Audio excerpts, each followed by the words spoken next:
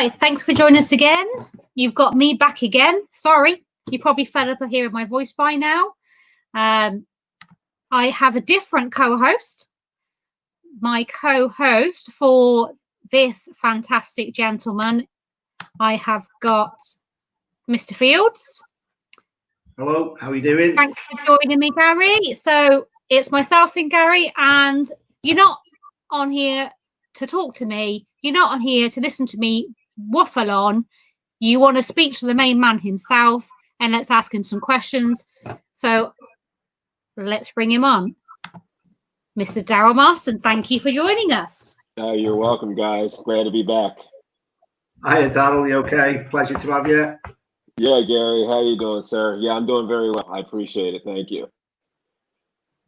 Well, I want to say a massive thank you for coming back on again, because I know you did our last event for us, and I very much appreciate that you've taken your time and given us your time, like so many other people have, for this weekend, to join us and hopefully raise some fantastic funding for CALM, which is the charity we're obviously raising funds for this weekend, for suicide awareness and prevention.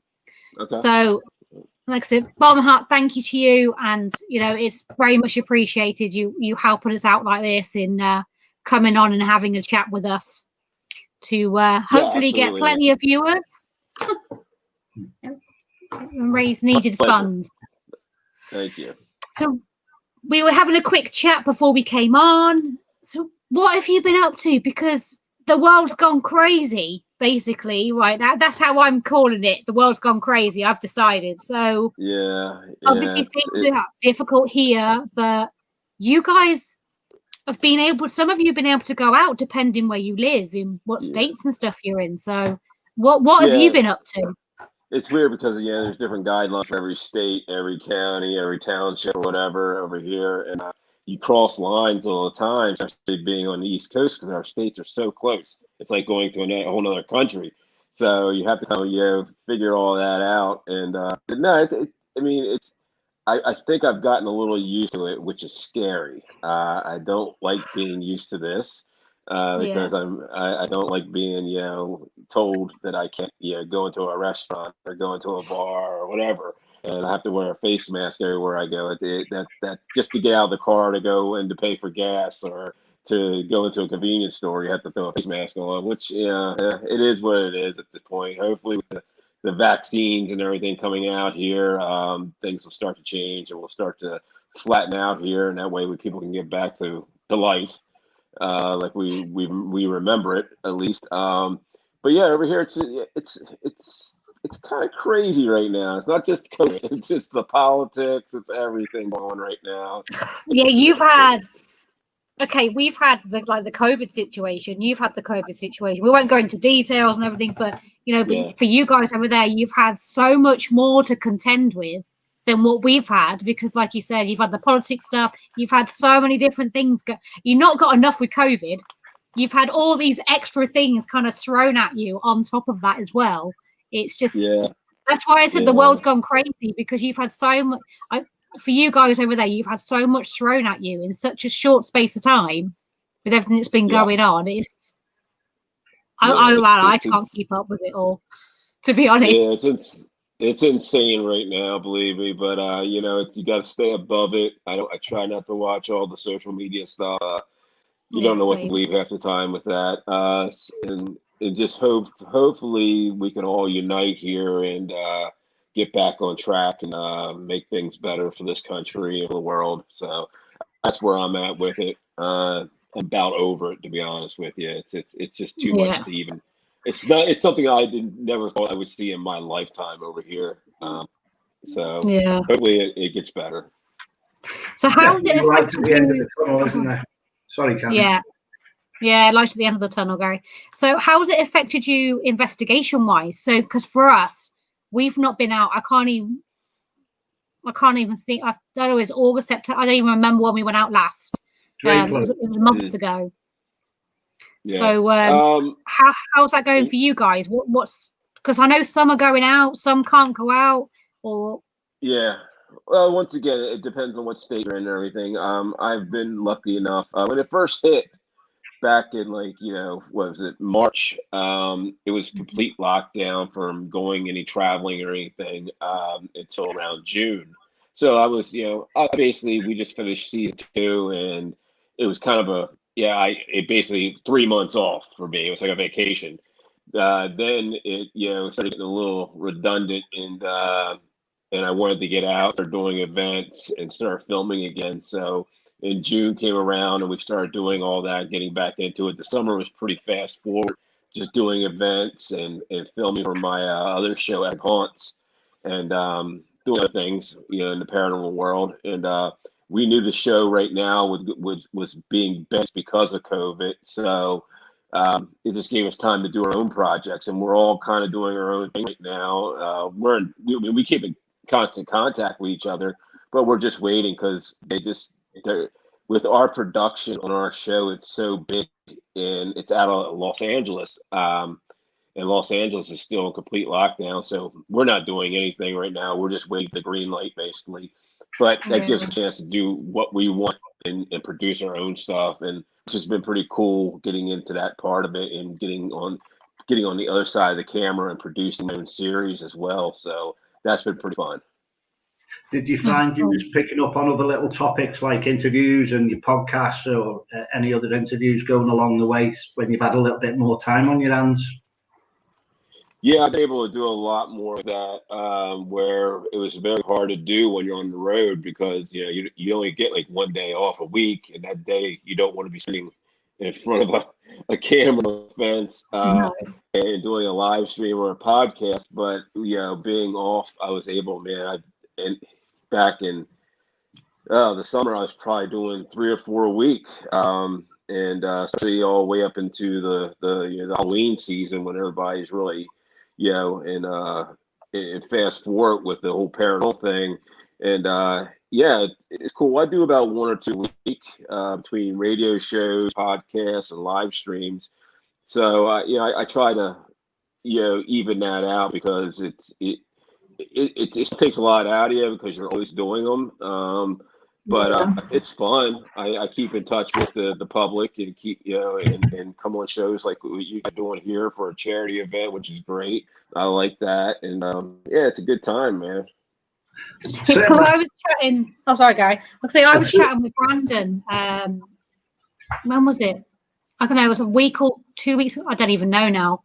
Seems like every day's the same. Mm-hmm. But I was chatting to him, and he was explaining to me about like what absolutely huge production team, because obviously there's a lot of you on the team for the show, let alone all the production team that comes with it. And he was saying to me about it's crazy from what he was telling me. It's like crazy amount of people that are actually employed to put that show together. I was quite surprised. At any given time on the road, not including back at production. On the road, we're about 25 to 30 of us at any given time. That's including 6 team members, and then you got all the camera ops, the audio people, the producers. It's a lot of moving parts. So and then back in LA, there's another 8 or 10 editors and producers there working on stuff around the clock too. So it's a huge production. From what I understand, it's the largest paranormal production ever. So there's a lot that goes into it. It's a big company, Pilgrim Liongate. So they put a lot into it. It's not like a little fly by night, thing where 5 or 6 guys are on the road filming. It's a lot of moving parts. Yeah, it's a certainly sounds it, doesn't it, Kaz? Yeah, like I said, I was chatting to Brandon the other week, and like when he was saying like how many people, like you just said, 25 to 30 people, and that's not even the whole production team. So, that's just part of it. There's so much. That's what people think is with your show. It's probably for different people I've spoken to and I've chatted to like this and everything. Your show is probably like the biggest when it comes to production wise. Mm-hmm. From my understanding of, like you said, the amount of people and the amount of working parts and moving parts that goes into it, surely it's got to be like the biggest production team going for like a paranormal TV show. Surely. Yeah. It's pretty crazy, to be honest with you. It's so run and gun all the time. I mean, and you got to figure when you're going from one location to another, or when you're just going out to start filming for that week, or whatever, you're pulling people from all over the country. It's not just from LA or from New York. I mean, we're from everywhere in the country. Even our camera guys and our audio people, they're from everywhere. So you're pulling all these people together and having to get all that together and get flights and hotels and, make sure everybody gets there safely. It's a lot. It really is. Yeah. I mean, you got 3 or 4 producers working with you at all times. So, yeah. Have you had anywhere that's had to be changed or rescheduled, like last minute as well? I suppose that there's all that been going on as well currently, where you've put the team together and then say a location's not available because of the current situation. Have you come across that? Well, no, because we haven't really done any filming since this really hit. They benched us because of that, because it's such. There's, like I said, like, it's a lot of moving parts, so it's hard to get everybody together. Before that, we ran into those problems where we went to locations. We all showed up and something didn't pan out. Either the location wasn't what they said it was going to be, or something fell through and they had to move us all. So we ran into that before COVID. So I mean, you come into across locations, like we had one where we showed up to. I mean, you're talking 25, 26 people show up to film a show, and it's full of asbestos. So they had to pull us out of there, and you had to because obviously you can't do you can't do that. It's for health issues and safety. And so they pulled us out of that and had to send it to another location, 6 hours away. So it's a lot. It's a lot putting it all together. It really is. And it's a team effort. It's not just a team effort as far as production goes, but a team effort on the team, on the Ghosters team as well, because we're all part of that and we all have to make that work as well. Would you find? Go on, Gary. Sorry. Would you find on your filming, on your locations and that, would you stay there 2 or 3 days to get one episode out, or would you overrun and try and get some extra in to fill extra shooting out on different locations, or are you getting like specials out as well at the same location or anything like that? No, we've never been to a location where we weren't there for more than a week. Every location's a week to 2 weeks. Depending on how big the location is and how many episodes they want to get out of that particular location. So I mean, like, take for example Clifton, Arizona. We were there for like 15 days because we were investigating an entire town. So it was a 2-part episode. So we were there for quite a while. And other locations, your regular dislocations, were there about 6 days. That's the time from we hit the ground and we start filming and doing all the interviews and B-roll and all that stuff, and then you're on to the next one. So and we've done ones where we had to do we'd be filming an episode and we'd have to take a day off and go film a special, and throw a special together in like 12, 14 hours. We've done that as well. So basically filming 2 episodes in one. So it's a lot, man. You're talking anywhere from 12 to 16-hour days with 1 day off a week, if you're lucky. I mean, sometimes you go over that and you have to finish the job. So sometimes you're filming on your day off too. Well, that's what I call a proper investigation. Do you find things come to the surface when you start the investigations a couple of days in, that type of information or evidence will come around and about again, that'll tie in over a few days as well? We've actually had, I mean, the story always changes. We get everything in advance, weeks in advance, with the backgrounds and everything, but you always get there and it always changes. That thread goes in a different direction every time. You find different information, or something was said that wasn't true, or we bring other things to light. And then yeah, it's we've been in locations where we actually had to go back another week and refilm it because we just didn't capture what we needed to capture, and we had to go back and take 3 or 4 days and just fly back to say like Florida, and just to pick up an interview.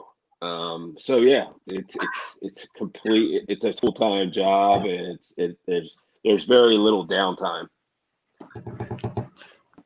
It's a good job you're passionate about what you do, because otherwise, you wouldn't do as much as what you do. People don't realize how much goes into it, of how much of your time. It's not a case of, as I like to put it, rock up to a location for one night and, we're done, we're dusted. You can be in a location, like you said, for days, for a week. I'd love to be in a location for, days for a week, because sometimes you go somewhere and, like you said, you can't guarantee you're going to get anything, right? So you could be there probably 2-3 days and get absolutely nothing. And then on day 4, 5, and 6, are they your 3 best days out of the entire week? Yeah. And, I think the best ones are the ones where we're filming, and like the first night, the place just explodes because you're like, we captured it. Now we can kind of pull back a little bit and not be so rushed to capture some good evidence. They're the good ones. But there are the ones where you're set there for hours upon hours and nothing happens, and then all of a sudden, at the end of the shoot or whatever, the place just goes crazy. So yeah, it's kind of a roll of the dice, to be honest with you. And a lot of the time as well, I suppose you get a lot of atmosphere changes depending on what state you go into and all that. If you're in bad weather outside and all that, electrical storms and anything like that can change the day's filming and the night's filming as well. So you must have come across some amazing changes in atmosphere and certainly really eerie pressure. And I get so excited. I just want to be out there on it, investigating all the time, especially for that length of time, That'd be amazing. Yeah. I mean, and not just the evidence you capture from going to the different locations, but it takes a lot out of the person, out of us too, because I mean, one week we can be filming in, say, Arizona, where the temperature's pretty decent. You're still above sea level, maybe 2,000 to 3,000 feet above sea level, but then you fly to, say, like Colorado the next week, and you're 6,000 to 7,000 feet above sea level, and you're in the middle of a blizzard filming. We've done that. It takes a lot out of you, physically. Yeah. And you're traveling there, flying there, then driving 4 or 5 hours from the airport to the location, and then it's pretty intense. It really is. You have to be in pretty deep shape too to make it work, because I mean, I work out almost every day and try to eat correctly and everything, especially when I'm on the road, just so I can drink keep plenty up of with coffee. Yeah, lots of coffee, lots of energy drinks, and you name it. Yeah, I've seen your coffee picture sometimes. That's why I mentioned Death it. Wish, yeah. Death Wish Coffee is a sponsor of mine, so I'm like, I love those guys. Yeah, I saw that. I was like, oh, that is so cool. I want some of that. Yeah, Death Wish. Yeah, certainly around the ghost hunters and that. I like where basically you interact and you have your special guests along and all that over the series and over the years you've been doing it. What would you say your most eeriest time was with a guest? I would probably say, and it wasn't like this person was an unknown person, but we did an investigation in Galena, Illinois, which we were filming there, and it was the whole week we were there. It was about 4 below, and it was miserable. We had no heat in the building we were investigating, but we brought in it was a Marine hospital. And when I say Marine hospital, I'm not talking like military Marine. I'm talking about Marine, like it's for ship captains and things like that, sailors. So we decided the second or third night in that we were going to bring in a sea captain who worked on the Mississippi River that goes through Illinois. And so we brought him in, and I tell you, it was gold because he'd never been on an investigation before. He's like probably 70 years old, and he was very on the fence about it. He was a skeptic, and he really didn't know what he was doing or anything. So we brought him in. It was Mustafa and myself, and we were investigating with him. And we're having him ask questions like, it's speaking the language like they use as, sea captains, maybe it would, provoke something. And he started talking and using the lingo and everything, and the place just lit up. We started getting all these crazy like footsteps, and all our equipment's going off. And Brandon and Brian were outside with thermal, and they're probably about a tenth of a mile away from the building, the structure. They're on this like little access road, and they're filming, and there's a lookout at the very top. And they're filming, and we're the only ones in the building, and we're on the first floor. This building is 3 stories high, and they get a thermal image of somebody standing in the window. So they call and walk in like, "Hey, is there anybody on the 3rd floor?" I'm like, "No," but we're hearing footsteps up there. So I immediately run up the steps, go up to the lookout, and nobody's up there. So I stand in where they're seeing this thermal image, and it's pretty much like it's a little bit taller than me, whoever was standing there, and definitely the temperature's a lot different than my temperature as a living person. And that was pretty cool, and it turned the sea captain into a complete believer within like 5 minutes. Wow. He was seeing the evidence, he was hearing the footsteps himself, he was getting direct responses, he was asking questions on our data recorders, and we were getting EVPs and stuff of that nature. So it really blew his mind, which was really cool to watch this person who's 70, 75 years old turn from a skeptic to a believer in like, in the flip of a dime. It was crazy. Yeah. And that's like an amazing experience, isn't it? That's what we're all after, is that if you get a skeptic or somebody like that to come and interact, and then things are really kicking off, as we say, you just can't buy that. No, not at all. Yeah. It was amazing to watch, and especially being there and seeing, it all happen in real time, and him seeing it happen in real time. It really was really cool to see that. And I was delighted to watch it, man. It really was. So what are you in now? About 16 years? How long have you been investigating from start to where you are now? Would you say 20 years? No, 16 years this year. Yeah, 16 years. I got into the paranormal by complete accident, guys. It was just something that happened, man. I got invited on an investigation around Halloween.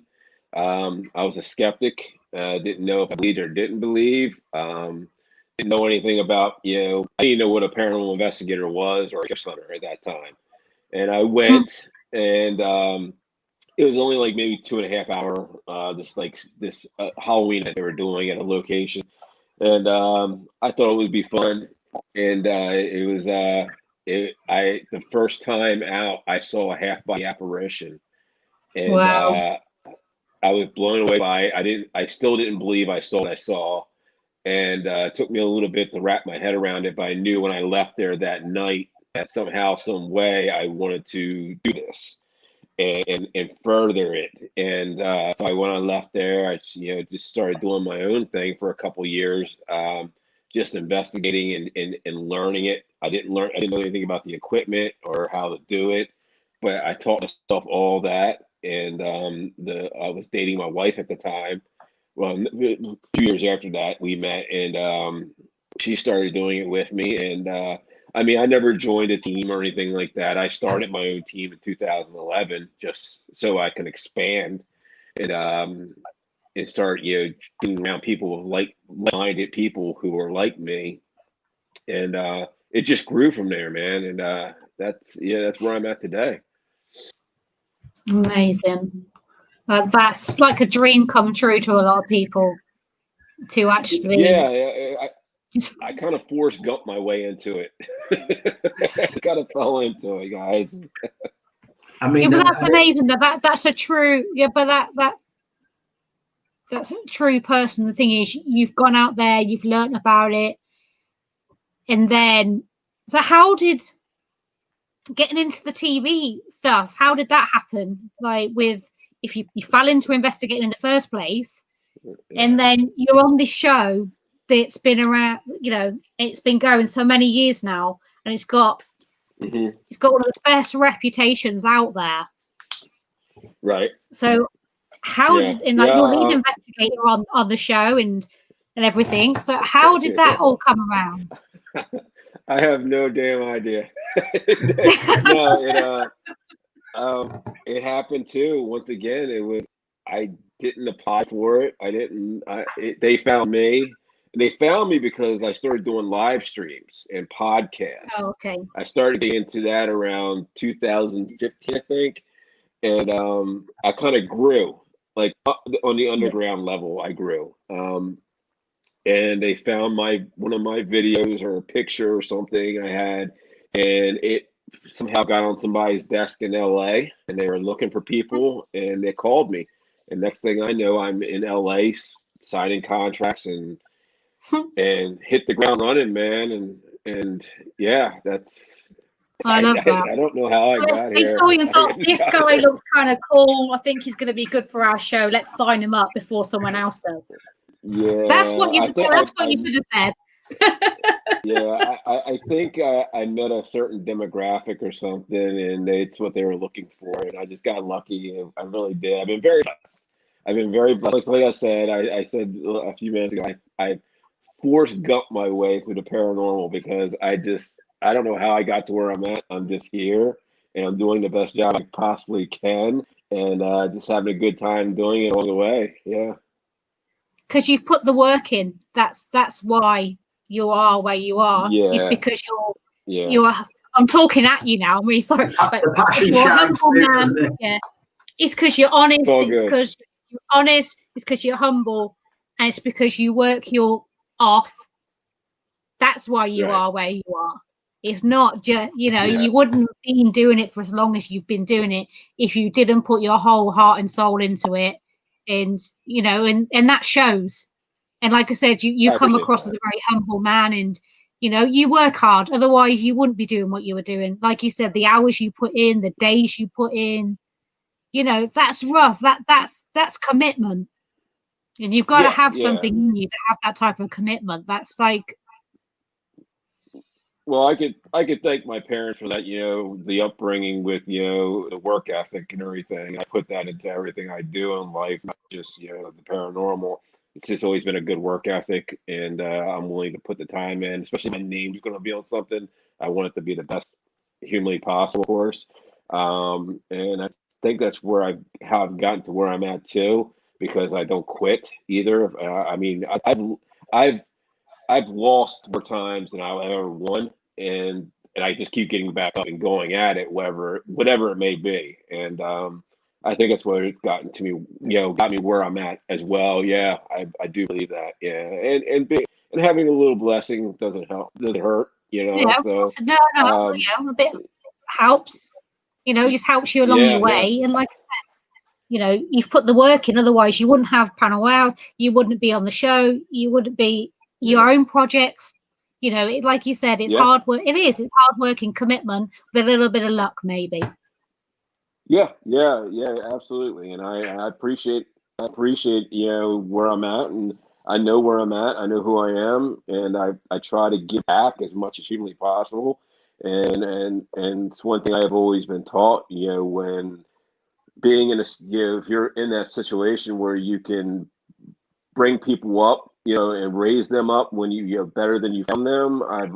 That's another thing I'm big on too. I always try to raise the people, especially the people who I surround myself with over the years and who've got me to where I'm at, to try to bring them up to the next level, or if possible, put it that way. Yeah. Within the team, I know it's a very big team there. Do you travel together, or have you got like your own RVs where you'd have like 3 in one or 4 in another? And are you split, or are you all together most of the time when you get together and you're filming? Usually, I mean, we all stay in the same hotels, but usually we travel separately, especially when we're flying, because we are all from different parts of the country. But on the road, usually it'll be two, three of us in one, one of the SUVs or whatever at any given time. And it's not just because that's how we travel. It's usually for safety issues if something happened. Yeah.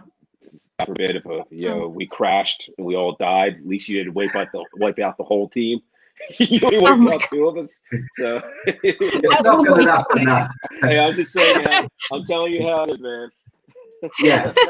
I guess that's one way.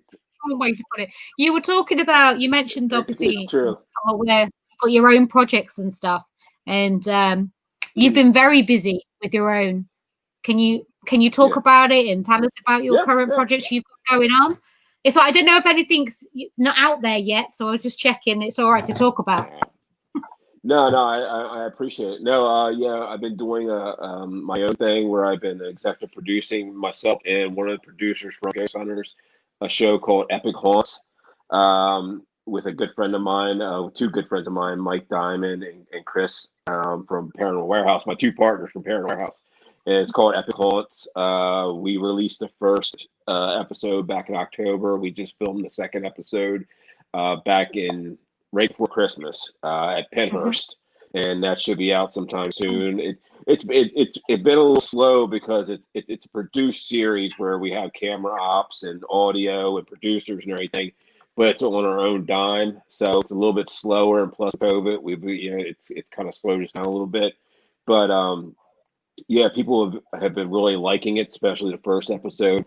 And the whole premise on it is basically what we do is we go get these like YouTubers or people from Twitch who are big in YouTube or Twitch or on social media, and we bring them in and we film with them, allow them to investigate their way, and we investigate the way we investigate, like said, Ghost Hunters, and we kind of combine that together, and and we learn off each other. But it's a cool experience because the first one we did was with Omar Gosh from Omar Gosh TV. He's a big YouTuber. Yeah, I know who that is. We brought him in. Yeah, we used him on the first one, which it was really great. It got really good reviews. People loved it. And on the second one, I really don't want to mention the guests yet, but no, we brought in someone else, and we have people lining up now. People are calling us trying to get to be a part of this. People from Twitch, YouTube, and different social media outlets. And so it's a slow start, but I got to actually work on the other side of the camera for once. Doing the EPing of the show, which is nice.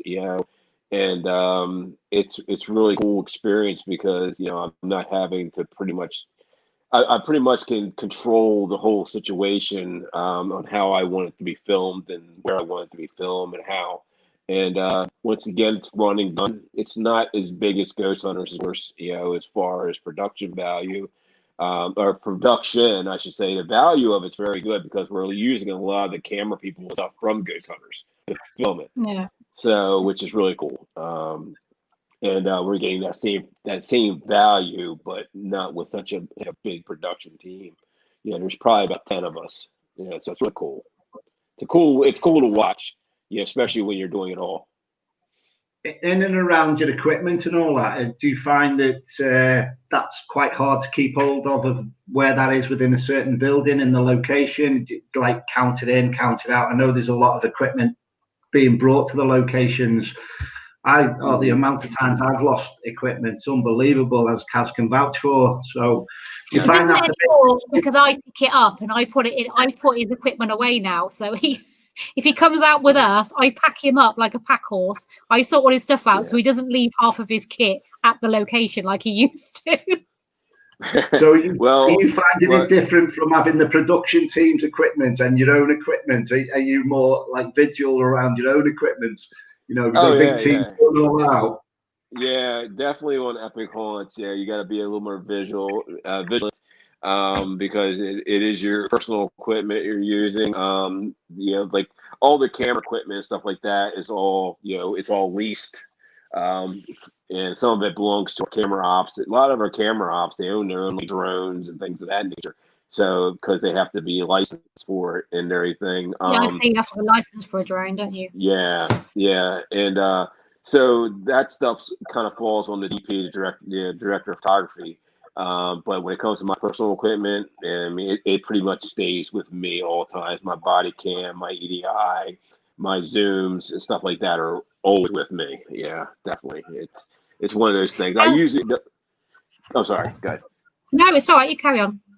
Yeah, usually on ghost hunters, I mean, I'll sometimes bring, like, some of us will sometimes use our own equipment, but very seldom because we have everything at our disposal, right there. Anything we want, we can just order, and we have it within a couple of days. So, yeah, it's a little bit easier. We break a lot of equipment on ghost hunters. Believe me, stuff's always getting broken, stepped on, camera guys, or something happens. Yeah. Someone gets put down. Someone didn't realize it was put down there, and they kick it across the room. That type of thing. Yeah. So many times with tri-fields and EDIs, because you're always setting them on the floor, and the camera guy, he's looking through his lens, so he's trying to follow you, and next thing you know, here goes a tri-field across the room or an EDI across the room and just shatters. So yeah, thank God we have a bunch of them. We've certainly been on certain locations and equipment's gone off as well and been affected, and cameras being knocked over by spirit as well. So you come across a lot of different experiences as well, don't we, around the equipment? Yeah. I wanted to ask you, going back to your show, where can people, because we didn't touch on that, where do people find it if they're not, like, people over here in the UK that are not aware of it, that it's out there? Where can they watch it, basically? Right now it's on YouTube and Amazon. It just came out on Amazon probably about a month ago. It's been on YouTube since October. You can on YouTube, you can go to the Paranormal Warehouse YouTube page and watch it on there, or you can just go on Amazon and type in Epic Haunts, and it'll pop up. Okay. I knew the answer to that question, but obviously had to ask that question for the viewers. I appreciate that. I totally forgot to say something. Yeah. I suddenly realised, I didn't ask you where they can watch it, so I've just been prompted. Dennis has got Dennis is part of our team. He's he was hoping. I was hoping he was going to do this interview, but unfortunately, due to COVID, he wasn't able to come and do it. So he sent. So he's got a couple of his own questions, and he says, I can't find it now. He said, if you've got any interest of anywhere outside of the America that you want to go and investigate, any other countries, or have you? Yeah. I would love, I mean, I've said this on other shows, I would love to go over and investigate any place like in the UK, the castles and things of that nature. But I think big one would probably be Dracula's castle. Vlad Tepes's castle, and that would be really cool. I know some people have been there and said the place is just off the charts. So I think that would be really a really neat place to investigate. Wow. Yeah, definitely. That sounds good to me. Have you been over into Canada? Have you been any locations over there? I haven't investigated in Canada, but I've been in Canada. Yeah. That's cool. We hopefully I'll be over in America later this year. That's the plan anyway. And it's funny because we chat to you guys and we're like, where do you want to go? Do you want to come over here? Is there anywhere over here you want to come to? And you guys are like castles and about different things over here. And we're all like, why do you want to hear? Because of our history and everything. And we're like, no, we want to come there. We want to come to the places you guys are going to, and you guys want to come over here and do what we're doing. Yeah, I think there should be something like a power exchange or something. I reckon we should set a company of a power exchange, do a swap. That's a good idea. It's always funny anytime I talk to anybody from the UK from a show.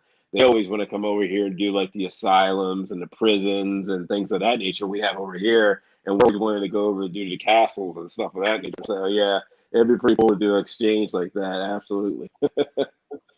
I'm just putting this out. I said that. I'm just putting this out there. That was my idea. If anybody else, like the next few hours, it comes up on Facebook. How about the UK America Power Exchange? Yeah, January 12th, 2021. You said it first. How do you find your fan base and all that when you're going around USA? Can you get memorabilia? Can you get any? Have you got merchandise as well that people can get over from the UK? Can people get hold of that? Yeah. You can go either on my website, which is Daryl Marston, www.darylmarston.com, or you can go on the Paranormal Warehouse website, which we have all kinds of merchandise on, which is not just mine, but just paranormal merchandise from all kinds of different people, which is a pretty big store, actually. We sell a lot of stuff on there. You sell all sorts of I have stuff, more don't merch coming out. Yeah. So you sell all it's a sorts huge store. I sound like a stalker, don't I? You do this, you do that. I'm interested. I like to know what's going on, you see. Because it's like the Paranormal Warehouse, that's cool. Huge as well, isn't it? Not just, I don't mean just like all the merch and everything else. I mean, as a company. Well, it's a company. It's an LLC. It's the largest paranormal live streaming network in the world with over 500,000 followers. Yeah, it's pretty big. That's what I mean. It's huge. It's like you've always got something going on. Always. Between live streaming and now we're getting more into the production side of things and kind of growing the company. It's 10 years.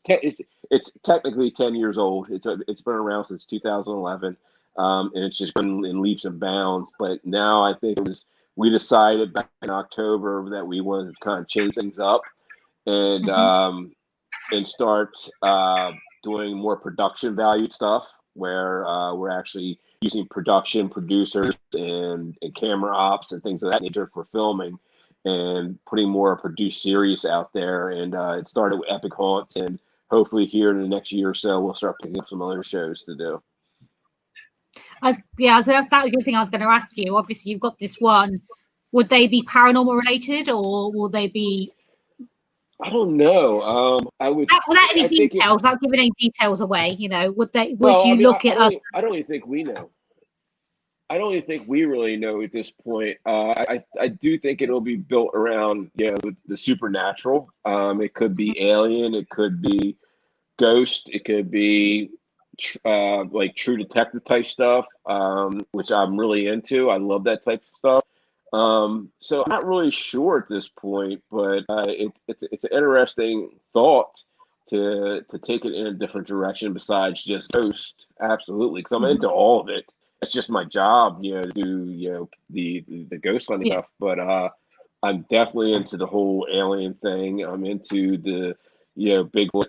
I'm really into true crime. I love that type of stuff. See, I like that sort of stuff, true crime as well. Well, it's just the American shows and stuff that I used to watch, and like now, obviously being locked down, I watch a lot of reruns of a lot of things. But I find it really interesting, like true crimes. And there used to be a show years ago, Psychic Detectives. I think it was called. Yeah, I think that's what it was called. I'm sure, like, all that sort of thing. I find all that stuff really interesting. Not not just all the ghosty kind of side, that side of things, but the actual true investigations into missing people and everything else. I do find it quite interesting myself personally. I'm kind of really watching that sort of stuff at the moment. Maybe you could do something along those lines. Yeah, so I mean, at this point, we're not 100% sure the direction we're gonna go like that, but it's interesting. I mean, somebody throws something at us we like, maybe we will run with it. So we'll see. You see, you heard it here first. Just that's two things now. I'm on a roll. You're on a roll, Kaz. Where would you say, Daryl, that you've seen a member of the team really affected in and around spirits or any attachment or anything like that? What do you feel where somebody's really had to be taken out of a situation, or experience of yourself that you've had that?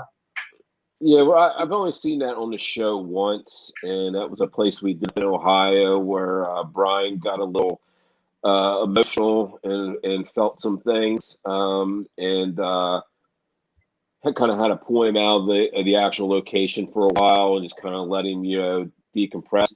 And that's what, you should do on any investigation where if somebody's getting, too emotionally attached, or they're feeling, some kind of energy that, it's not, they're not used to. You definitely want to get them out of there just to kind of get them out of the location, just, let them breathe a while. And if they're ready to go back in, let them. But, I've only seen like that once or twice on the actual show. We've had plenty of experiences, but I could say with the team, everybody's really well grounded. And we always approach everything in a way where we're not putting ourselves out there to have an attachment or to kind of pick up on that energy. It's more of we're there to kind of observe, and collect evidence, and not put ourselves in that in that situation where we're opening ourselves up, which is it's a big thing. Thank God it doesn't happen a lot. So I mean, I've seen it plenty of times on other investigations outside the show, but it's because they've opened themselves up to something they shouldn't. Yeah. What about private residents? Do you tend to go and do any private residents? I don't mean like for filming purposes, but if you've been asked to go to a private residence to go and help people, and if you've gone and done that, and I get asked a lot through social media and things like that. And the thing is, I just try to vent it and see, because you never know who's being real and who's not being real. And you don't even know who's contacting you. You don't even know if that's a real person or a fake profile. You have to be really careful, I should imagine. Yeah, that's one of the first things I do. I try to check into who they are. And then the next thing I'll do is I'll let them know, hey, I personally will not do that, but I can reach out to somebody close to you, because with the networking of people who know who I am and everything, I know people in every state almost, and I can always say, hey, say if they're in Texas or Oklahoma or something, I can say, oh, I know this person. They could probably help you out. And a lot of times you don't hear back from them because I think they're wanting to get the show to come there, or just have they just want to meet you. Yeah. So you got to really vet that stuff, and I try not to get too deep into it, but sometimes it's hard. And also, like, leading on from that, what do you think? Well, what's your opinion in regards to moving spirits on and things like that? If you've been asked to do that before? I've been asked, but that's not what I do. I mean, I try to investigate. When I'm on the show, I try to investigate more in a scientific aspect and just collect evidence. Off the show, I do the same thing, but I'm a little more open, and I can really investigate a little bit differently. But I don't move spirits on. I don't even know if that's possible. I hear people saying that you can do it. And I'm not one of those people. So, I mean, you take it as it is. That's not what I do. And that's what I thought you'd say, but it was one of the questions that's come up that I've been asked to ask you. So, okay. So there you go, Jess. I've asked that question now. Also, I'd like to touch on there now. Over the years now, I think the scientific side of things, your research, your historians, the investigator, I think like the 4 or 5 topics now, the field's getting bigger, and I think a lot are helping each other out more and really tying in on the paranormal world there as well. So I think the umbrella's really working for each other out there as well. How do you find like the research and the historian side of it tying in? I just think it's amazing when that all ties in, the scientific side of it as well.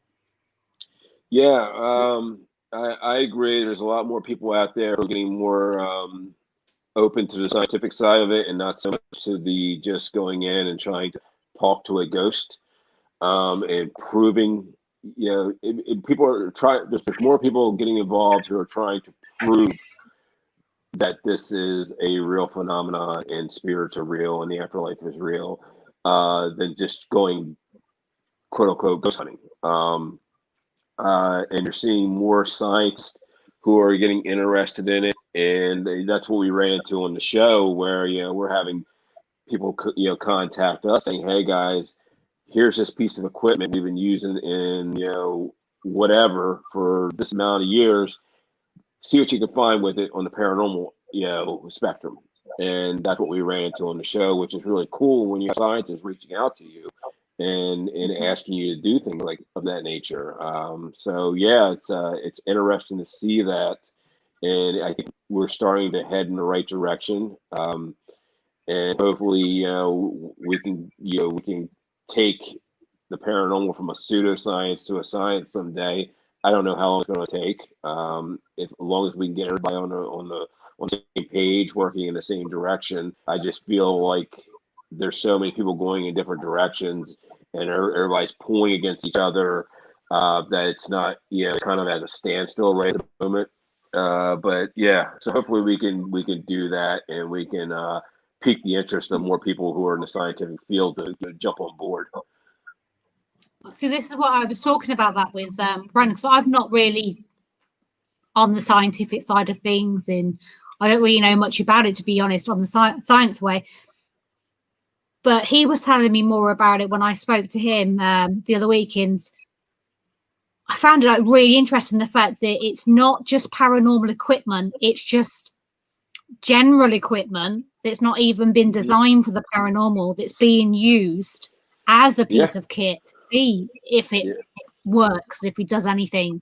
So I think it's a fantastic idea. I think it's great that that's done, that it's not just, no disrespect to anyone out there, but not just your K2 or your REM or whatever. You're really thinking outside the box, basically, in looking at normal pieces of equipment and using them in a paranormal sense. I think that's fantastic. Yeah, absolutely. I mean, that's kudos to Brandon there with getting hold of somebody with the EMCCD camera, which it's been used in the scientific field for 30 years, and by NASA and by the military, and bringing that piece of equipment to the show, and us using it and capturing what we captured on it, for those 4 or 5 times we've captured amazing evidence with it. That's once again a piece of equipment that's never been used in paranormal. It's been used for science. It's been used for NASA. The military uses it, and we're using it to capture paranormal, and it's working. It's measuring photon events, which that's one of the theories that spirits are made up of photons, and that's pretty cool. It's kind of mind blowing when you see it in real time too. You seeing it on TV is one thing, but when you're there and you're watching that monitor pick up something that the thermal camera and the all the other cameras, body cameras, are not picking up, and you're seeing this apparition or this anomaly and on a screen, but you're not seeing it with your own eyes. That's pretty cool. It's got to be like mind blowing, literally. Oh, it is. It really blows your mind to see that, and especially in real time. Yeah, because you're only seeing a tidbit of it on the show. When we're having it happen for 10, 15, 20 minutes, and there's times you use it when you don't get anything, so it's not a false positive. So that's one of the good things. And you got all these other cameras set up, IR cameras, thermals. None of them are picking it up. Camera guys aren't picking it up. My body camera's not picking it up. Nothing's picking it up but that camera. So that's pretty cool. Amazing. And so that's the only downside, though, isn't it? If with the filming side of things, it's the fact all those hours that you film for, and when you do get a location where you hit it hard and you get a heck of a lot of evidence, but then it all has to be squashed into this. It must be frustrating, the fact it has to be squashed into this hour. That would literally drive me crazy if I knew that we got this, and then it's like, no, we can't use that. We can't use that because At the most, we get 43 minutes at the show, a week worth of filming, and you're not talking about just a week's worth of filming. You're talking 16, 18 hours a day of filming that gets squashed into 43 minutes. And a lot of stuff gets left out. There's been some amazing evidence captured that has been left out. Really? Because you don't have time for it. It's mad. That's the one thing I don't like about it, is the fact that I know that's just come to me, that, Daryl, that you can collate all them and put it out as a special towards the end of the year where it's not been aired. So you could have like a behind the scenes type of thing of a program. Yeah, they did a little bit of that. If you go on A&E's website, they have a lot of like the cut scenes on there. Not all of them, but there's probably like 15 to 20 different episodes they put up with our cut scenes. They're like 5-10 minute reels. Yeah. And some of them are like comical type stuff. That happen, and some of them are evidence and things of that nature. So it's pretty cool if you go on there and check that out. The missing reels. It's pretty decent. I didn't know you could do that and go on their website and do that. So that's something new I didn't know about. You know what I'm doing tomorrow now? You know what I'll be doing when I got some more free time? I'll be straight on there having a look. This is my mum's biggest bugbear. She loves all the shows. She's probably not one show she's ever missed. It doesn't matter whose show it is, whether it's UK or America. Right. You name it, she's probably watched every single one. And her biggest bugbear is, she's noticing you started watching. It's finished. It's so annoying. It's not even this time. It's not even an hour long. Not long enough. And like her, she knows like obviously the amount of time and effort that goes into these shows, and the fact that we only actually get to literally see a snippet of your whole week, basically. Yeah. I mean, you could literally make out of one episode, you could probably make 3 or 4 episodes easily, just with stuff they have to cut. So yeah, it's discouraging at times, especially when you capture something really crazy or really riveting, and you get the rough copy and it's not in there. You're like, really, guys? Yeah, you're like, really? And then you're calling the editors and like, hey, what's up? How come we're not using this? And it just doesn't fit the criteria or whatever. Or that's the thing. That's the other thing people don't realize is that each time a show is put together, there is a criteria for each show. It's not. Yeah. That's why they're all different, because obviously you don't want it all like, every show's got an EVP in it, every show's got this in it. You want to keep people's interest. You want to learn about what the guys you're watching, what they're doing, how they work, how they like to investigate, learn from them. A lot of people watch the shows to learn, like your show, because it's like, it's different to when. That's why it's been going for so long. You can actually watch the show and actually learn something. No disrespect to any of the shows or anybody out, other guests we've got on this weekend. Just put that out there quickly. But you do think, like I said, the scientific stuff, you do think outside the box, so it is something different, and that's why it captures people. That's my opinion anyway. So no, I agree. I definitely have to agree with that. It's definitely more grounded and more of a, I don't want to say more real, but it's more like the regular investigator would do what we kind of do. We're just able to have some really cool equipment along the way, and what you're getting a lot of just regular investigators who are doing a TV show basically with us. So Well, I've got one more question there in relation to, is the estate or a place or a location you wouldn't like to go back to, and is a location you'd love to go back to, or a state that you really enjoy being around? There's plenty I probably wouldn't go back to, not for bad reasons. It's just because I've been there.